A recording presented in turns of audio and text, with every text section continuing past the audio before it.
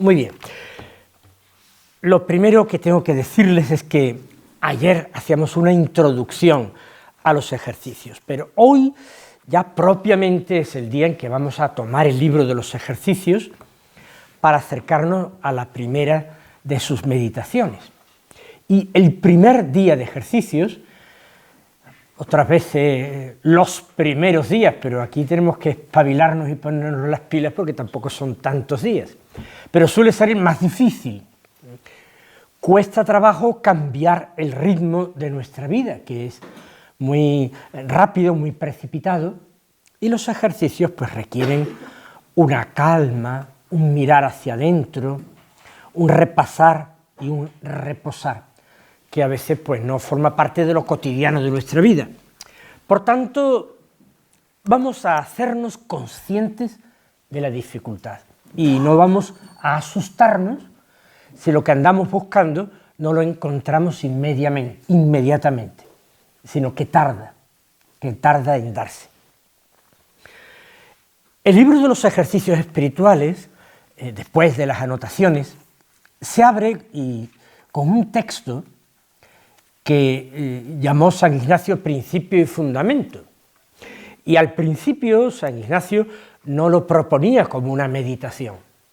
Sin embargo, ya en vida suya, él cambió y los primeros jesuitas convirtieron en una meditación el principio y fundamento. Eso es la explicación de que, como en las demás meditaciones, San Ignacio no propone una oración preparatoria, no propone una petición propia. El principio y fundamento es como el ideal que se propone al hombre que ha hecho los ejercicios. Si emprendemos un camino, conviene tener claro cuál es la meta, a donde nos dirigimos. Entonces, San Ignacio presenta desde el principio la meta. Es como cualquier persona que haya publicado un libro lo sabe, ¿eh? El prólogo se escribe lo último. Cuando yo ya sé de qué va el libro y lo he culminado, porque si lo escribo al principio puede ser que durante la misma redacción del libro pues se llegue al final a conclusiones distintas a las que se enumeraron en un prólogo precipitado, ¿no? Entonces, si ustedes hoy, esta mañana, esta tarde, dicen, creo que he obtenido el fruto y la gracia del principio y fundamento, yo les diría, no es necesario ni que se queden a dormir ya aquí esta noche, se pueden ir a sus casas contentos y felices porque ya han hecho ejercicios. Aquí está todo concentrado. Pero es bueno mirar el horizonte, no detenernos solamente mirando el polvo del camino, mirar con amplios horizontes adelante. Pues eso es lo que San Ignacio hace, establecer un principio y poner un fundamento, un cimiento a lo que dice. Como siempre hago con la palabra de Dios, yo les voy a leer primero el texto ignaciano y luego con mis propias palabras. Yo procuraré siempre, tanto en la palabra de Dios como en el texto ignaciano, como señalarle, llamémosle puntos, o 3 detalles, o 4, en que fijarnos, en los que insistir, ¿de acuerdo? Pero primero leemos. Leo la versión de los ejercicios de San Ignacio que hizo el padre Manuel Iglesias, que es con una especie de traducción a un castellano actual, pero es el texto. Lo que pasa es que para muchas personas que no están tan acostumbradas, pues resulta demasiado duro o difícil de entender el original.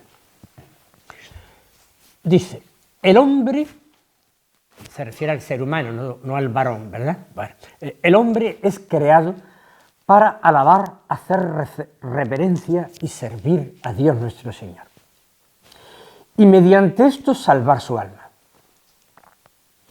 Y las otras cosas sobre la faz de la tierra son creadas para el hombre y para que le ayuden a conseguir el fin para el que es creado. De donde se sigue que el hombre tanto ha de usar de ellas, de las cosas, cuanto le ayuden para su fin, y tanto debe privarse de ellas, cuanto para ello le impiden. Vamos a detenernos ahí. He leído exactamente la mitad del principio y fundamento. Vamos a detenernos ahí. apoyándome en el texto del Principio y Fundamento, no en mis propias ideas, yo deduzco tres grandes cuestiones que se desprenden de esta primera parte del Principio y Fundamento. Les voy a enumerar, como si fueran 3 puntos, estas 3 cuestiones, explicándoles qué quiero decir con cada una de ellas. Y luego iremos a nuestro personaje acompañante. La primera cuestión yo la llamo una cuestión de identidad. ¿Qué quiero decir con una cuestión de identidad? Cuando nosotros escuchamos un cuento o vemos una película de aventuras, nos resulta importante, en primer lugar, identificar quién es el protagonista. Después, quién es el coprotagonista, el compañero del héroe, de alguna manera. Suele haberlo siempre. En tercer lugar, los personajes secundarios que aparecen en la obra. Sabemos que el protagonista eso no va a morir, porque si no se acaba la historia. Los personajes secundarios hay algunos ya, por muy buenos que sean, que son destinados a que se los vayan cargando, ¿no? Pero el protagonista no, nunca. Luego están los adversarios. Bien, en el Principio y Fundamento se identifican los personajes de esta historia, que es historia de salvación. Como la palabra de Dios, los ejercicios también recorren un camino que es el camino de nuestra propia vida, pero con orientación. Vale. Cuestión de identidad significa que el protagonista principal y absoluto de nuestra propia vida no es, como ha dicho en ciertas épocas la psicología, yo, es Dios. El coprotagonista soy yo. Y después están las cosas. Cuando San Ignacio habla de cosas, no se refiere solamente a objetos materiales. Yo puedo decir, pues este gel hidroalcohólico que tengo aquí en este dispensador aquí en mi mano. Este libro que tengo aquí. San Ignacio no solamente se refiere a estos objetos. Para San Ignacio, cosas, que serían los personajes secundarios, es todo lo que no sea yo mismo, todo lo que no sea Dios. Es decir, objetos materiales, por supuesto, toda la creación visible, por supuesto, visible y tangible, por supuesto, pero también, en cierto sentido, las demás personas pueden ser también cosas. Por ejemplo, no las personas, sino las relaciones que nosotros entablamos con los demás. Relaciones sociales, relaciones afectivas, las circunstancias de mi vida, los acontecimientos que me envuelven, todo lo que sé, los conocimientos que he adquirido, todas mis ignorancias, los conocimientos que no he adquirido, lo que puedo, mis capacidades, mis facultades, y también lo que no puedo, aquello de lo que soy incapaz, toda circunstancia, toda relación humana, todo es algo que no es ni Dios mismo, ni yo mismo. Por tanto, eso entra dentro de lo que San Ignacio, con un término que a nosotros nos parece un poquito impersonal, llama cosas, lo que no soy, lo que no es Dios mismo o soy yo. Y la cuestión de identidad, primera de las 3 grandes cuestiones que plantea San Ignacio, es fundamental, como las otras 2 que siguen, para una buena salud espiritual. Nosotros aprendemos a leer y para aprender a leer vamos aprendiendo las letras del alfabeto. Y cuando conocemos mínimamente el alfabeto ya empezamos a pronunciar, a formar sílabas, a unir palabras, etc. Bueno, El principio y fundamento nos da el ABC de la vida espiritual. Y la primera cuestión de identidad es permitir que en mi vida Dios sea Dios y aceptar yo ser quien soy, criatura suya, amadísima, queridísima, pero criatura suya. Por eso lo primero que dice San Ignacio, el hombre es creado para. Me basta con el para. El hombre es creado para. Tenemos un fin.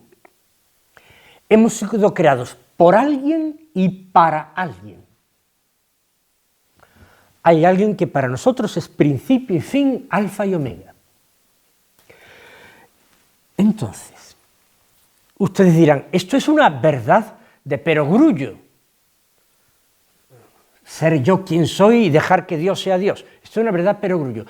No se imaginan la cantidad de dificultades, ya iremos enumerando porque yo voy a presentar un personaje del Antiguo Testamento, pero continuamente voy a estar citando el Evangelio, ¿no? O las cartas de San Pablo.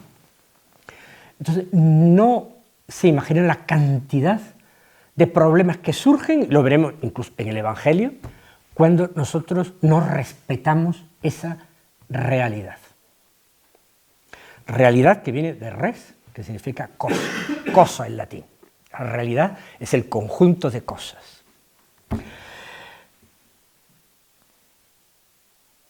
Hay una anécdota preciosa, vamos a sacar el reloj. ¿Conocen ustedes algo de la vida de San Francisco de Asís? Fue uno de los primeros santos que inspiró a Ignacio al comienzo de su conversión. Y luego él tuvo siempre como confesor y ya como general de la compañía en Roma y autor de las constituciones, siempre tuvo un confesor franciscano. No se confesaba con otros jesuitas, sino tenía un franciscano de confesor. Hay una anécdota bellísima de San Francisco en el último año de su vida. Le quedaba, cuando transcurre esta escena, que no es una leyenda, no es una de las florecillas, que son muy bonitas, pero a lo mejor son un poco legendarias, están un poco adornadas. Esta escena es totalmente histórica, porque al año siguiente se muere Francisco y el mismo año empieza el proceso de canonización más rápido de la historia, de tal manera que al siguiente ya está canonizado sin pasar por beatificación. O sea, es un récord de rapidez en un proceso de canonización. Bueno, entonces los testigos presentes en la escena todos dieron testimonio bajo juramento de esas palabras y además testimonio coincidente, de que fueron esas las mismas palabras. Francisco se encontraba, como ustedes saben, atravesando una gran noche espiritual. Unas tinieblas interiores le envolvían, pero no solo tinieblas interiores, sino exteriores. Había perdido la vista, estaba prácticamente ciego. A través de los ojos solo percibía cierta claridad, pero no distinguía ni las personas ni nada. Tenían que llevarle y acompañarle como un lazarillo. Pues está angustiado terriblemente porque Dios lo permite así, como una prueba purificatoria en su vida, la última. Él ya ha sido apartado del gobierno de la orden, porque no está en condiciones de ejercerlo por su ceguera, por la debilidad de su cuerpo, que tenía entonces solo 46 años, pero estaba muy debilitado, y ve que la orden se está apartando de ese ideal con que él había comenzado, de ser los hermanos menores, los últimos, los más pequeños. Ya habían empezado a querer construir grandes conventos, grandes casas, abrir una casa en París para que los jóvenes franciscanos fueran a estudiar a la Sorbona y a prepararse bien y estudiar y predicar, de alguna manera también competir con las demás órdenes religiosas que se estaban llevando la parte del León, incluso siendo menos numerosos, por su buena formación. Francisco no condenaba eso, de hecho le pareció muy bien que Antonio de Padua enseñara teología, le dio permiso por escrito y conservamos su permiso escrito, pero no le gustaba que eso se generalizase y surgieran ambiciones, rivalidades, deseos de título y sobre todo grandes casas, establecimientos. Entonces él llega a cuestionarse si su vida ha sido inútil, toda su vida inútil. O bien porque él haya malinterpretado a su Señor y no era eso lo que el Señor le pedía y él se ha empeñado en su gusto. O bien porque sí era eso lo que el Señor se pedía, pero él ya no puede hacer nada para impedirlo y se ha torcido tan pronto el designio de Dios. En 20 años o menos, pues se ha torcido lo que Dios quería. Eso le hace sufrir la angustia y ha perdido esa alegría que él tenía. Entonces él decide, creo que por tercera vez en su vida, hacer una visita a quien él llamaba mi plantita, que era Clara de Asís. Porque Clara poseía un don de discernimiento extraordinario.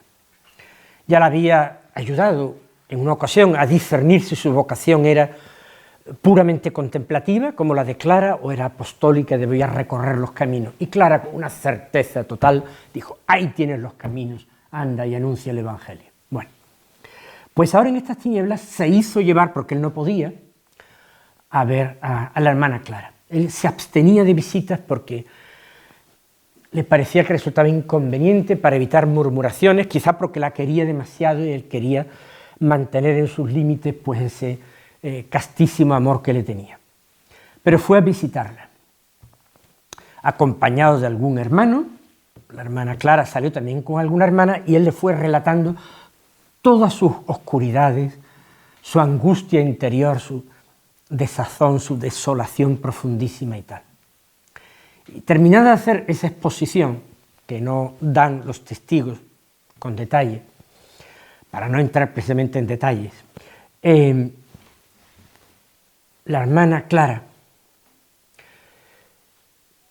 a poco de pensar, de guardar silencio, ha escuchado hondamente, profundamente como hacía, le dijo solamente 4 palabras.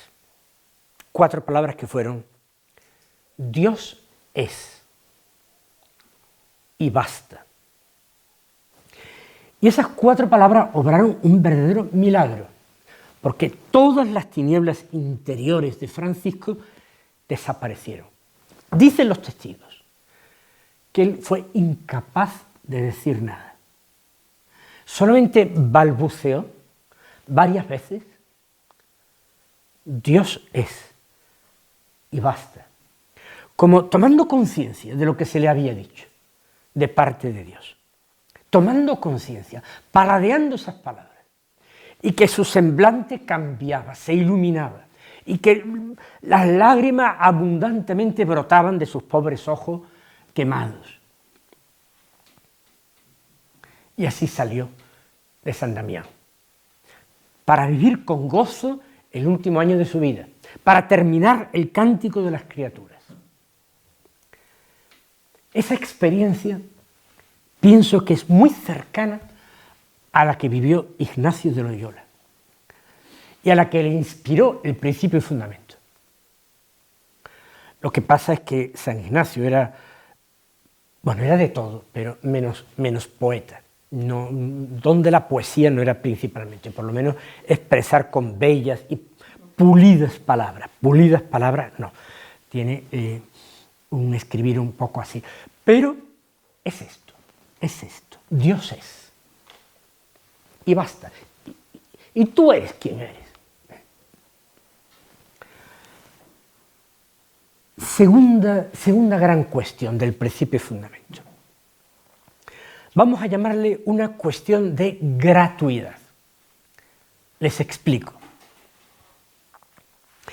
El texto dice que Dios nuestro Señor ha creado todas las cosas sobre la faz de la tierra, todo, objetos, la naturaleza, el mundo visible y tangible, y las circunstancias que rodean mi vida y mi historia, con sus episodios, sus misterios gozosos y también los dolorosos. Todo ha sido creado para el hombre. El hombre ha sido creado para Dios, pero todas las cosas han sido creadas para el hombre y para que le ayuden a conseguir su fin, a alcanzar su fin. Es decir, las cosas son un regalo de Dios. Todas las cosas. desde la naturaleza y el paisaje o ese cielo estrellado que en Roma San Ignacio, subiendo a la azotea de la casa donde habitaba, según narran testigos presenciales, se extasiaba contemplando el firmamento estrellado, ¿verdad? Todo es un regalo para nosotros. También, insisto, los acontecimientos dolorosos. Aquella noche oscura para Francisco de Asís también fue un regalo que le ayudó a llegar finalmente a aquella alegría. Porque la vida terrena y la vida eterna es revivir continuamente el misterio pascual, que es misterio de muerte y vida, que es misterio de gozo, de dolor y de gloria. Por tanto, gratuidad es darme cuenta de que yo lo recibo todo, y lo recibo todo gratis de un Dios que me ama, que cuida de sus hijos verdaderamente. Recuerden aquello que nosotros llamamos una de las maldiciones de Dios en el paraíso. No hay tales maldiciones, pero bueno, son revelaciones. Pero fíjense, después de la caída de Adán y Eva, seguramente lo que más les suene a ustedes a fuerza de repetido, es aquello de comerás el pan con el sudor de tu frente, ¿cierto? De lo que más, quizá porque nos lo han repetido más veces y ha pasado ya un poco a la cultura popular. Comerás el pan con el sudor de tu frente. ¿Eso es el deseo de Dios para con el hombre? No. Dios, cuando le entrega el paraíso a Adán, no le da la obligación de trabajar el paraíso. Se lo da todo hecho. Adán tiene que señorear el paraíso. Domina la creación. La pone en sus manos para que Adán ponga nombre a todas las cosas creadas. Poner un nombre es un acto de dominio. Esto es mío, le pongo el nombre. Bueno, pues ese es lo que Dios quiere. ¿Qué es lo que el ser humano quiere? Ganarse las cosas con su esfuerzo. Porque cuando uno gana las cosas con su esfuerzo, no tiene que agradecérselas a nadie. He sido yo, con mi esfuerzo, con mi trabajo, con mi saber, con mi sudor, como las he conseguido. Si a mí me hacen un regalo de cumpleaños, quien me lo haga, pues yo le ofrezco una gran sonrisa, tal vez un abrazo, y además le digo gracias, porque es un regalo, es un don. No responde a ningún mérito particular mío, es un regalo y el regalo viene de alguien que me quiere. Cuando a mí me ingresan la nómina de cada mes, yo no escribo al director general para decirle muchas gracias. Oiga, muchas gracias no, yo esto me lo he ganado, no me está usted haciendo ningún regalo. Yo por mi sueldo no tengo que dar gracias. Ha sido una contraprestación. Ganarse el pan con el sudor de la frente, denle un sentido espiritual, no puramente material, ¿vale? Denle un sentido espiritual. Ganarse las cosas a fuerza de puños, o de codos, de sudor, como ustedes quieran, no es el designio de Dios. ¿Y cuál es el designio de Jesús, de Dios? Pues Jesús es el que nos lo revela. ¿Acaso Jesús dijo, ganarás el pan con el sudor de tu frente? No. ¿Qué nos dijo Jesús? Cuando oréis, decid así, Padre, danos el pan de cada día. ¡Danos! ¿Por qué? Porque nosotros renunciamos a ganárnoslo con nuestro esfuerzo. Tú, como Padre, Padre nuestro, danos hoy el pan que necesitamos.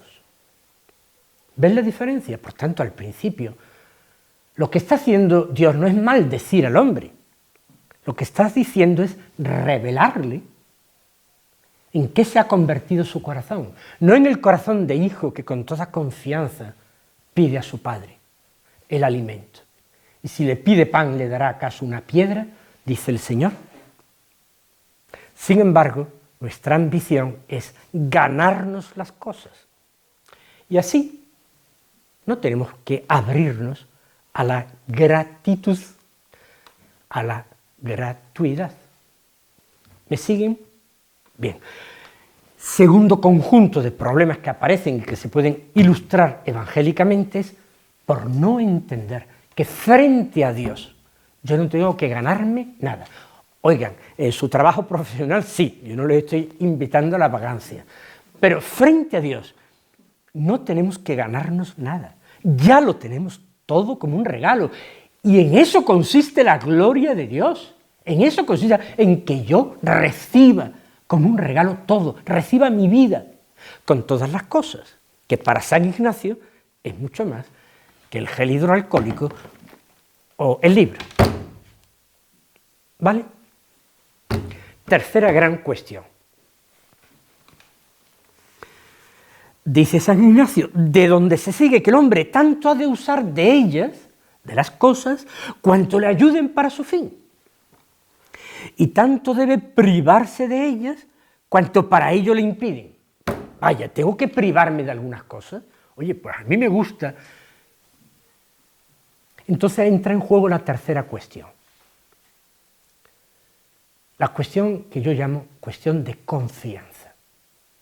Identidad, gratuidad, confianza. Yo me tengo que fiar de que realmente todo, como dice San Pablo, por otra parte en la carta a los romanos, todo lo dispone Dios para mi bien. Todo. Absolutamente. Porque Dios es. Y por tanto, si todo es para mi bien, yo puedo abandonarme en las manos de Dios. Yo no tengo que preocuparme ni angustiarme. Puedo dejar mi vida en sus manos, sabiendo que en esas manos está mejor que en ninguna otra, desde luego que en las mías propias, que no siempre es uno el que se quiere más a sí mismo. En nuestra sociedad, en nuestro mundo, hay muchos problemas de autoestima, y yo que casi toda mi vida sacerdotal la he pasado con jóvenes y con niños y con adolescentes, pues me doy cuenta que cada vez más a veces existen problemas de autoestima. No, dejar la vida en nuestras propias manos es a veces conducirla a su desastre.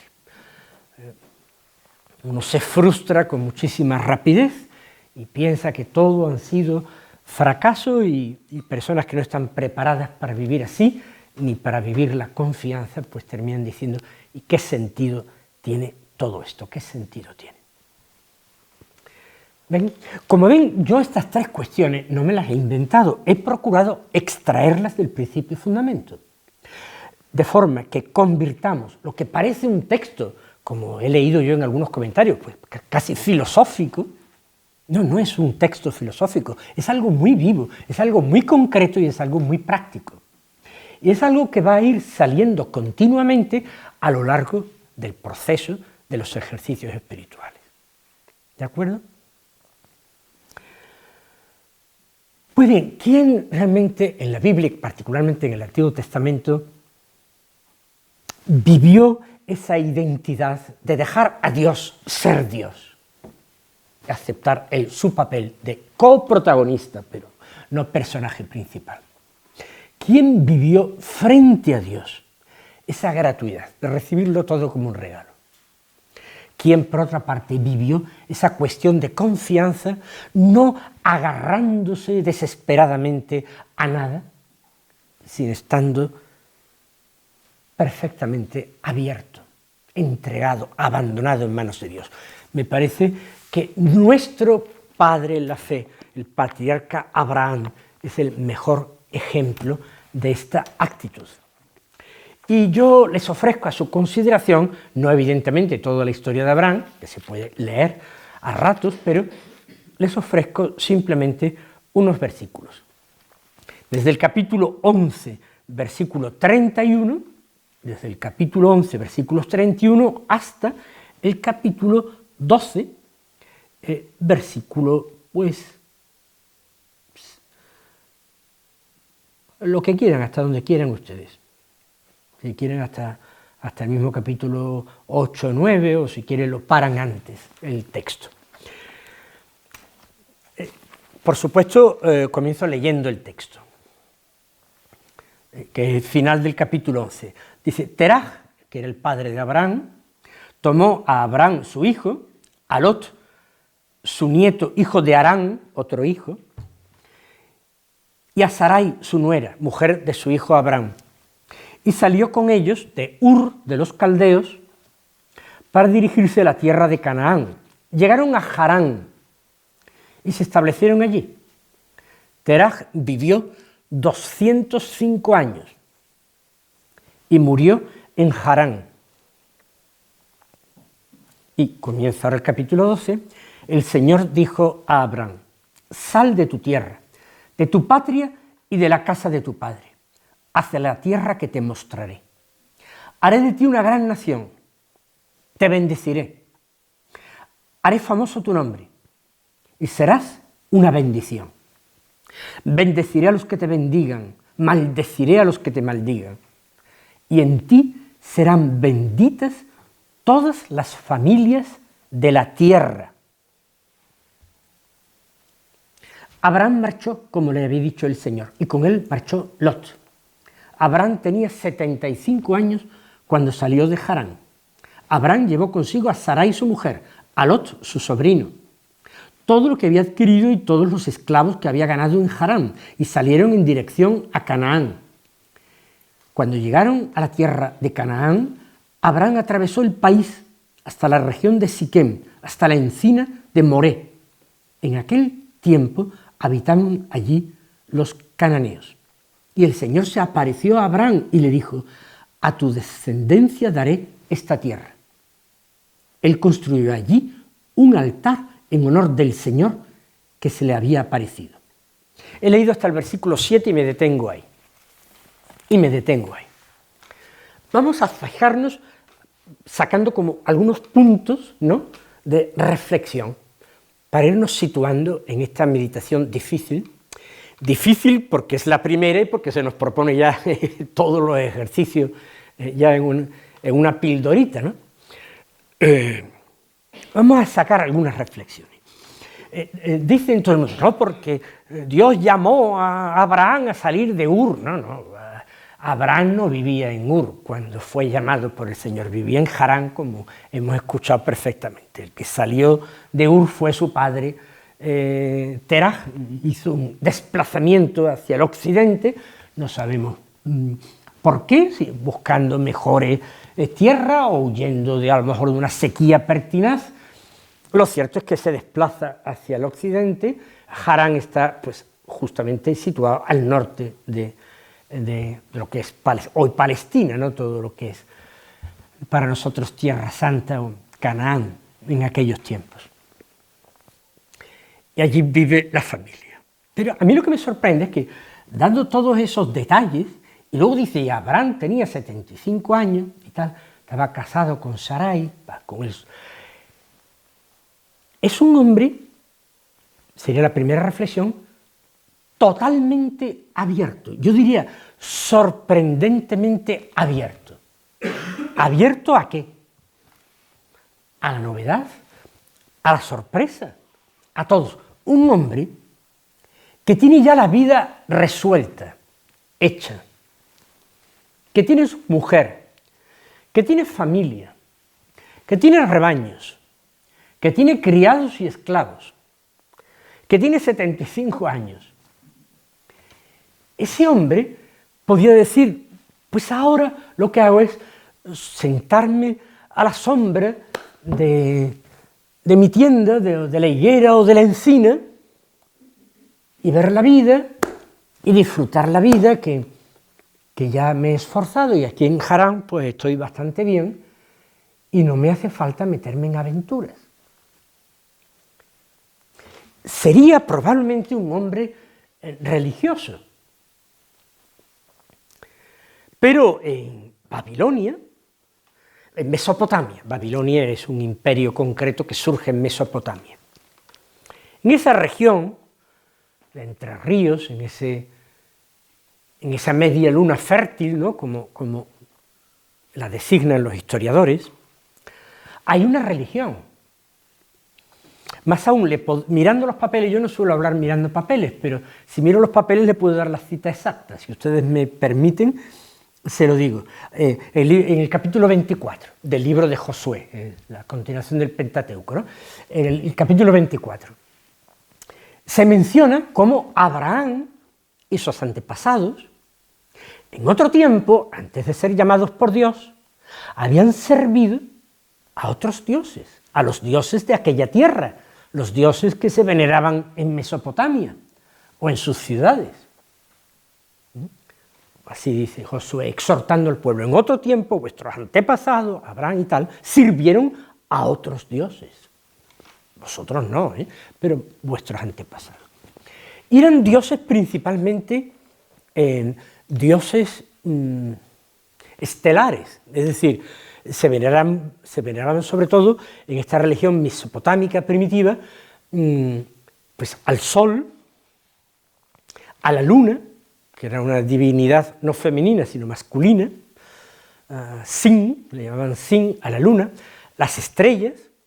De ahí la construcción de los famosos zigurats, como ustedes saben, que tenían una función de observatorio astronómico, pero precisamente con fines religiosos, no científicos. Un observatorio astronómico con fines religiosos. Y se daba el culto también, quizás, en los zigurats, ¿no? Era una religión astral. Nos imaginamos a Abraham, hombre naturalmente religioso, contemplando, como hará Ignacio de Loyola, un día en Roma, el cielo, el firmamento estrellado, y diciéndose, pues, quizá qué poquita cosa soy yo, qué belleza, qué hondura, qué profundidad. Pero ¿será eso que ahora me está iluminando un dios o una diosa? ¿O hay algo más allá de lo que yo veo? Yo pienso que Abraham es un hombre incluso temperamentalmente dado a la trascendencia. Por eso está tan extraordinariamente abierto, porque él, con todo lo que es y tiene, se abre a una llamada que le coge por sorpresa. ¿Quién me llama? Dios no se presenta. ¿Qué le dice? Sal de tu tierra, de tu patria y de la casa de tu padre. Le manda salir. ¿Y en qué dirección? ¿En qué rumbo, Señor? ¿Cuál es mi destino? Hacia la tierra que yo te mostraré en futuro. Tú comienzas a andar. Acoger esa llamada implicaba tomarse muy en serio lo que yo creo que es la rutina de cada día. La rutina de cada día es verdaderamente a veces la muerte de las ilusiones, la muerte de las esperanzas y la muerte del amor. La rutina. Quiero decir, abandonarse en manos de la rutina, en vez de abandonarse en manos de quien debemos abandonarnos. Claro que tienen que existir rutinas en nuestra vida, es bueno, es sano que haya rutinas en nuestra vida, pero abandonarse a ellas como si solamente fuera eso la vida, un seguimiento de rutinas, eso es la muerte de las ilusiones, del amor. Abraham, con su edad, con su vida hecha, con su familia, con su mujer, sus criados, se ilusiona como un muchacho y emprende el camino sin hacerse preguntas. Es un hombre totalmente abierto y quizás sea una de las primeras cualidades que en este calentamiento de motores, en ejercicios, valga la expresión, tenemos que empezar a pedir a Dios, Señor, que no me cierre. Yo ya he hecho ejercicios muchas veces, yo ya sé lo que viene después, que tengamos intacta esa capacidad de asombro, de ilusionarnos, tantas veces he hecho ejercicio, nunca termino de convertirme del todo, siempre es un recomenzar. No, pésima actitud. Pésima actitud. De esa manera no salimos de nosotros mismos. Y esa es la salida a la que invitará Ignacio. Esa es la profunda salida de Abraham, no solo de Harán. Es un hombre abierto. Primera petición. Segundo lugar, Abraham, y es lo primero que se nos viene a la cabeza, es un hombre llamado. Lo esencial en toda su vida y en toda la historia, si la vamos leyendo por todos los capítulos que le dedica el Génesis, la llamada de Dios omnipresente en su vida y él continuamente allí para acogerla, dispuesto a oírla y a responder, más que con palabras, con obras. Él no pregunta, ¿quién es el que me llama? No. ¿O para qué me llama? Tampoco. ¿O por qué a mí precisamente? Tampoco. ¿O a dónde me lleva? Tampoco. Sus respuestas son obras. Ni muchísimo menos se preguntará, ¿y yo con esto qué gano? Tampoco. La misma llamada ya es la respuesta a todas las preguntas que se hacía contemplando el firmamento estrellado. Esa es la respuesta. Pero yo les tengo que revelar una cosa. A Abraham le importaba un pimiento la llamada de Dios. A Abraham lo que le importaba era el Dios de la llamada. Porque esa llamada luego aparentemente variaba y le llevaba de un lado y ahora vuelve para acá y ahora tira para allá. Oye, que me va a volver loco. La llamada no era lo importante. No era la llamada de Dios lo importante para él, sino el Dios de la llamada el que le fascina. Como un día a Moisés le fascinará ver la zarza ardiente. Se sintió sorprendido, intrigado. Una zarza que arde. Esto tiene algo. Y se acercó. Hay que despertar en nosotros esa concepción de Dios. Lo nuestro no es empezar a dar la brasa a todo el mundo contando nuestra vocación. Que eso no me tendría ni que importar a mí, y mucho menos a los demás. Lo que me tiene que importar es Dios, y el Dios que me ha llamado, de Él es quien tengo que hablar, no de mí. Por favor. Y Abraham, con 75 años, a lo mejor podría tener gusto en contar sus batallitas, y cómo se habían ido de Ur y lo que había en Ur, pero él no cuenta batallitas. Es un hombre de acción, como Ignacio de Loyola. Ignacio de Loyola tuvo que hacerse viejo, instancia de los compañeros, el padre González de Cámara dándole la lata, para que empezara a contar algo de su historia, porque dijeron, es que no está verdaderamente la Compañía de Jesús fundada como no conozca la historia de su fundador. Y empieza diciendo, hasta los 26 años, o sea que ya, ¡zas!, se salta toda la infancia, su adolescencia, hasta los 26 años fue dado a... Bueno, un hombre llamado, un hombre abierto, extraordinariamente abierto, sorprendentemente abierto, un hombre llamado. En tercer lugar, casi ya lo he adelantado, un hombre que da una respuesta. Que da una respuesta. La llamada no es simplemente un canto melodioso. Algunos creen que el Espíritu Santo, como lo representan como una paloma, lo pueden meter en una jaulita y colgarlo ahí a la puerta de su casa y que le distraiga con sus arrullos. Dios no está ahí para cantarnos al oído y arrullarnos.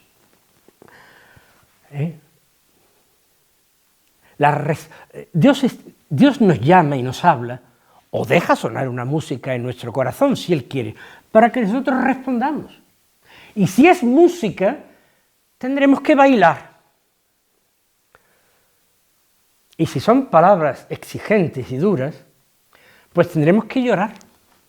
Pero todo es llamada, a ver si creemos que yo soy el arcángel San Miguel y que todo lo que me diga Dios como espíritu sutil, no, no, a mí me va a costar sudor, lágrimas y sangre. Responder a la llamada como le costó a nuestro Señor Jesucristo, literalmente, literalmente le costó sudor, lágrimas y sangre a nuestro Señor. Respuesta. Esta respuesta tiene como dos partes. Por tanto, este punto es un doble punto. Uno arriba y otro abajo, porque después desemboca en algo más. Dentro de ese tercer punto de que Abraham es un hombre que da una respuesta, nos fijamos en dos partes que tiene esa respuesta. Ya hemos descartado que las respuestas no son palabras, ¿verdad? Eso ya lo he descartado. Las respuestas no son palabras, respuestas falsas, equivocadas, suspendido. La primera parte de la respuesta es dejar. Ese verbo, simplemente, dejar. Hombre, si quieren ustedes ampliar el verbo, pueden decir dejarse y hacer reflexivo el verbo. Dejar y dejarse. Dios no le pide a Abraham que haga nada especial, sino que deje. Deja tu tierra. Tu tierra es tu mundo conocido, tu cultura, tus costumbres, tu religión. Todo eso pasa a un segundo término. Ni es el protagonista ni el coprotagonista. Esos son los personajes secundarios, las cosas. Deja tu tierra, tu mundo, tu cultura, tus costumbres, tu religión.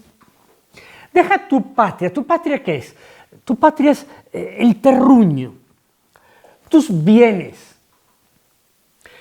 las personas de tu clan, tu seguridad, tu seguridad. Y deja la casa de tu padre. Ahí entra pues la familia, antepasados, Teraj, otros sobrinos, primos, etc. Él cogerá a su mujer, evidentemente, porque son una sola carne, que era el designio de Dios desde el principio, su mujer, por supuesto, y el sobrino, que estaba adoptado por su padre, y de la muerte de su padre lo adoptaría él, porque se ve que no tenía padre, el hermano de Abraham habría muerto. Y así parte. Como ven, son ámbitos cada vez más restringidos. Tu tierra, tu seguridad, tu patria, tu tener, tu poseer, la casa de tu padre, tu amor. En esa primera inmigración de Ur a Harán, ya le había abandonado su patria, Ur, pero no había dejado su tierra, Mesopotamia. Seguía en Mesopotamia y marcha además con su padre y tal. Pero la llamada en Harán, esta llamada, que es la definitiva, la primera parte es dejar. Y desde luego querer partir al encuentro de Dios, como decía ayer el mismo Dios con Moisés, con las vacas y ovejas y todo eso, no, eso es imposible. La segunda parte de la respuesta es confiar. Porque al no decirle de momento el término de su viaje, sino a la tierra que yo te mostraré, y se lo dice en futuro, pues hay que confiar plenamente, que no me va a llevar hasta el borde del precipicio y decirme luego salta, salta conmigo y luego salta. No, no, ese no es. Yo confío en que si me pide esa sumisión y ese salir, pues me llevará a algún buen sitio, algo que me convenga, porque Dios dispone todas las cosas para mi fin, y yo tengo que privarme de ellas, aunque sean tierra, patria y casa paterna, tengo que privarme de ellas, en cuanto me estorban llegar a mi fin, para el que he sido creado, o usarlas, tanto en cuanto me ayuden para ese fin. Confianza, dejar y confiar. Sí, luego van a venir promesas, pero las promesas también en buena parte serán para el futuro. Se le promete una descendencia. La confianza tiene que crecer mucho más, porque si él era ya viejo, pues su mujer también lo era, y parece que ya no era la edad de esperar descendencia, ¿no? Pero es que además la segunda gran promesa, que era la de una tierra, le dice, pues sí, tú recorres esta tierra de norte a sur, pero se la daré a tus descendientes, a ti no. Pues vaya, dice el refrán, ¿no? Pues muerto el burro. Promesas que él no verá cumplidas, no contemplará con sus ojos, pero se fía. Confianza. Conclusión. Construyó, el último versículo que he leído, el 7º, construyó allí, donde había llegado, un altar en honor del Señor que se le había aparecido. Abraham es un hombre que adora a Dios, claro. Ese es el fin para el que ha sido creado, que ha descubierto a través de esta llamada, de este viaje, de estas salidas, de este dejarse. Ha dejado sus planes, ha dejado parte de sus riquezas en Harán. Las ovejas se las ha llevado y las vacas porque tienen patas, pero si tenía fincas, esas no se las ha podido llevar, la tierra. En Canaán no tiene nada. Comprará ya, cuando era muy viejo, un terrenito junto a la encina de Mambré, porque había una cueva, pero como sepultura para su mujer y después para él. Esa es la única tierra que posee. Es un hombre que adora, que, como dice San Ignacio, ha sido creado para alabar, hacer reverencia y servir a Dios nuestro Señor. Lo alaba ¿cómo? Con su gratuidad, repitiendo y diciendo todo es gracia, incluso los misterios dolorosos de mi vida. Así alaba a Dios, y hay también misterios dolorosos, dolorosísimos, en la vida de Abraham. Pero él alaba a Dios con la gratuidad. Hacer reverencia, dice San Ignacio. Abraham reverencia a Dios, dejando a Dios ser Dios, aceptando su papel subordinado, de hombre llamado, de hombre enviado. Deja a Dios ser Dios. Acepta su papel subordinado. Y Abraham, como ese hombre ideal, ha sido creado para servir a Dios, alabar, hacer reverencia y servir. Y Abraham también sirve a Dios, poniendo exacta y prestamente en práctica lo que el Señor le pide.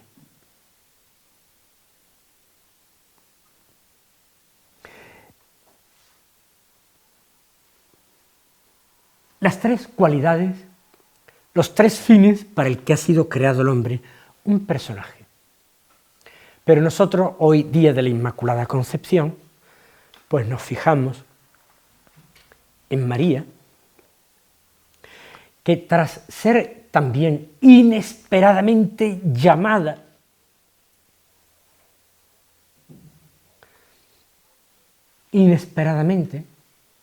parece que su asombro también hace referencia quizás a una virginidad que ella ya había prometido, entregado al Señor. ¿Cómo podré ser madre? No me llamabas a ser virgen como ahora también a ser madre. Sin embargo, inmediatamente tras la anunciación se pone en camino. Ella sale, ella deja atrás, ella se deja, ella sirve a Dios con su inmediata, aprisa, se puso en camino hacia la montaña, a un pueblo de Judá. o una aldea de Judá. Con su prontitud, con su disponibilidad, ella también deja a Dios ser Dios. Ella también lo entiende como un don extraordinario. El poderoso ha hecho obras grandes, grandísimas. Y también se fía, porque el porvenir de su Hijo, aunque sea anunciado, grandioso, siempre va a tener algo de incierto, hasta el punto de que al mes largo de aquello le anunciarán que una espada te traspasará el alma. El porvenir era incierto. Muy bien, pues nada, gloria al Padre y al Hijo y al Espíritu Santo, como era en el principio, ahora y siempre, por los siglos de los siglos.